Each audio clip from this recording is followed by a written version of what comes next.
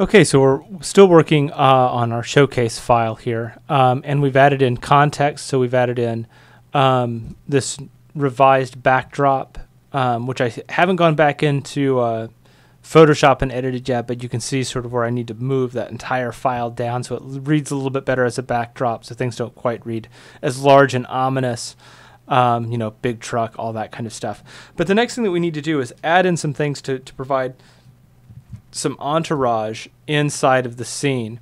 And the first thing I want to do is add just a few people, and again, not looking for a lot right now, but just some basics to create a good sense of context inside of the model. So the very first thing we need to do is add in a small cluster of people right here in this courtyard.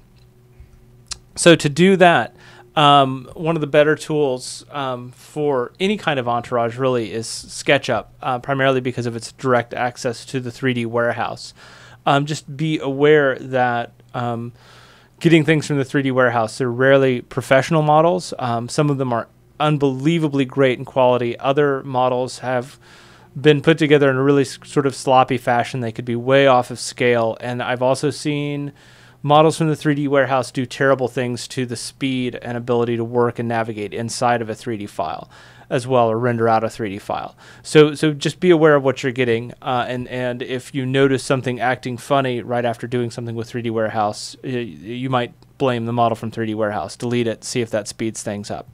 Regardless, getting there in SketchUp, window components, and then I'm going to do a search for people.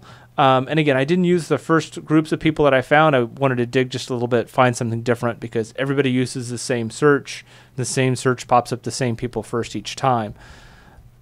So I found this sort of nice grouping of people. Actually rearranged them a little bit so they looked like they were having a conversation. They were sort of standing in a lineup. It looked even sort of creepier. So I'm actually going in and replacing the materials. The pink stripes and the blue coat, could be okay. But I had in mind just to add in some people to provide some context. So I'm going to do sort of the gray ghosty kind of people thing here. So I've got people. I'm essentially going in and editing, and then I'm going to apply a gray color to them like that, so that they're all sort of the same material. It'll make them a little bit easier to move around and showcase as well. And then I'm simply going to export 3D model and export them as an FBX file. So the next thing I'm going to do is bounce into Showcase. And sorry that I didn't screencast that. My screencast software and SketchUp do not play nice together. So that's usually my method for screencasting in SketchUp. But what I'm going to do next is import the file, Entourage, and import. And oftentimes, when you import a file, it's going to come in someplace off screen. But they're automatically selected. Actually, you can see a corner of them right down here. If you hit the home key on your keyboard, it's going to zoom you to whatever is selected. So it's a really nice little feature there. So with the people selected, you can see that, they're working, they're a little bit brightly colored, and they also kind of have this halo around them, which is kind of cool, but again, maybe creepier than I want it to be. And you can also notice that they are really short.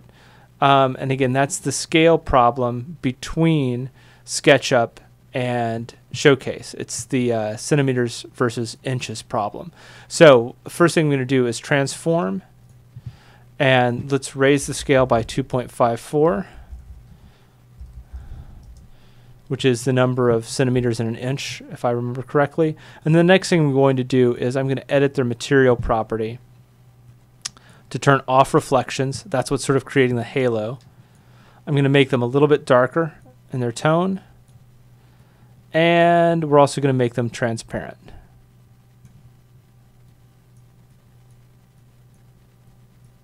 So we get kind of that ghosty effect. So the next thing I want to do is move them into place. So I'm a believer in widgets. Oh, I just lost my zoom there. Let's try this one more time. So the goal is going to be to just sort of move them over with that widget.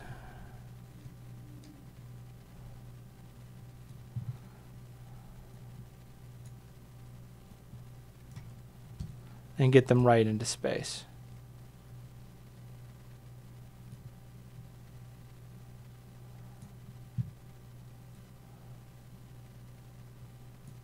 I really try and do things in one step. Drat. So, you know, when you accidentally deselect something, one of these larger showcase files, sometimes it can be a little bit tricky to get things reselected. So the next thing that I bring in as a tree, I will show you one more little trick called the organizer that will help us out some. So the next thing that you're going to notice here is everybody's a little bit too low, you know, their knees are cropped off. So I'm going to raise everything up until the feet cut off just a little bit with the grass plane. So now I've got just a few Entourage people in there, you know, I could take that and duplicate it around. In fact, let's do that really, really quickly. Edit, duplicate, and then once I have them duplicated, I can move this group sort of into a slightly different spot. And just so that they don't look the same right away, I'll sort of rotate them around really quick as well. So you're sort of seeing two different angles, and perhaps I'll trick whoever is viewing this into thinking that they are actually two different groups of people. Okay, so I've got something like that happening. So the next thing that I want to bring in is a tree. And one of the better, quicker tree generators is inside of 3D Studio Max. It's certainly not the best, but they work and they provide the right kind of context. So to do that, I'm going to go to my Create tab on this drop-down list, AEC Extended, Foliage, and you know, I'm not really looking for palm trees or pines, but an elm tree seems like it's going to work just fine for me. So I'm going to go ahead and put that in place. And I really want to make sure that this is a really simple, basic tree. I don't want anything very advanced. Again, a tree could absolutely, you know, have far more geometry than your entire building if you're not careful. So, you know, I always try and dumb down trees to get the idea of the tree, but, you know, again, keeping it very, very simple. So in terms of density, you know, if the density is typically set at 1, I'll back that down to the point where I think it still looks good without having tons and tons of geometry. So 0.4, 0.5, somewhere around it, right around in there. And then pruning, again, I try and keep that so that the tree looks sort of nice and architecture-y as trees go, you know, which is the toothpick with the styrofoam ball on top in a virtual kind of digital version. So the next thing that I'm going to look for is level of detail typically is set to high. And you can see what we're reducing down if I zoom in from high to medium to low. There's not a lot of difference between medium and low. It's just core geometry model. But with high, you can see that I'm really reducing the number of branches and the amount of geometry. And again, I'm not really wanting to animate a tree. I'm wanting to animate a building. And I'm wanting the tree just to be sort of background information. So I'm perfectly content with that. So again, I'm going to use the FBX format to bring things into Showcase. So Big M, export, and I'm going to save this as a tree.fbx.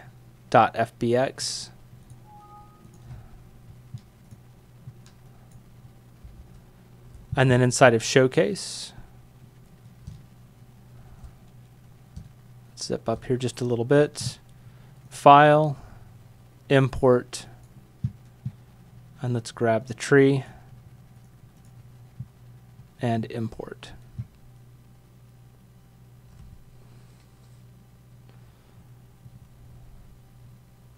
So I'm going to click the home button again to find the tree. There it is. And again, you know, I don't have the scale translation problem, which is good. But we'll zip this right into this location. I'm going to hit the home button to zoom in on the tree. And let's actually use the organizer to look at the different components of the tree, which is under Edit and Organizer. And so this is just a really simple layering tool. So you can see the two pieces of Entourage, and then you can also see the different components that make up the actual tree itself. So if I expand on that, you can see I've got the foliage of the trunk. I believe that is branches or leaves. I'm not sure which one. Let's see if I can move it really quick. So that's branches. and the actual leaves themselves. So I'm okay with the colors, except the, again, the color on the leaves are a bit much. So I'm going to right click and look at the material properties on that green and see if I can't just sort of play the green down just a little bit, make it a little less vibrant, a little bit more muted in the background, something about like that. And again, reflections are off for files coming into 3D Studio Max, so that's great. And again, if I select all from right here, I can also right click and duplicate and move the second tree into a new location.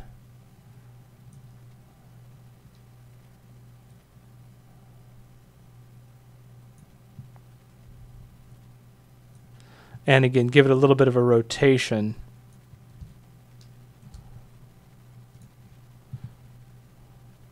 I hope.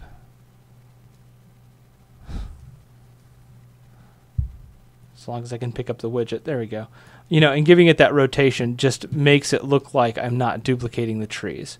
All of a sudden those appear more like two different trees. If I don't apply that rotation, then it simply looks like I've got the same tree copied over and over and over again, which in actuality I do, but the rotation gives them a little bit of variety.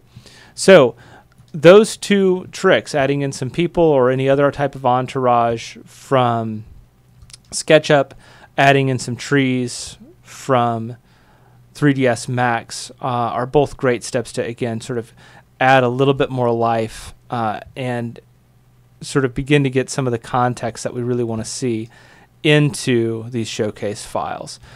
Get them reading a little bit more like we want an architectural animation to read. All of this is actually, so these are great tricks for 2013. I've seen some really exciting news coming out of where the combination of 3ds Max and Populate and Showcase is headed. So look for some things from me on that this summer as I get my hands on those, the new releases of the software, and begin to look at how we can get Populate, which is the official version of Geppetto, working inside of architecture and then pushing those files into Showcase.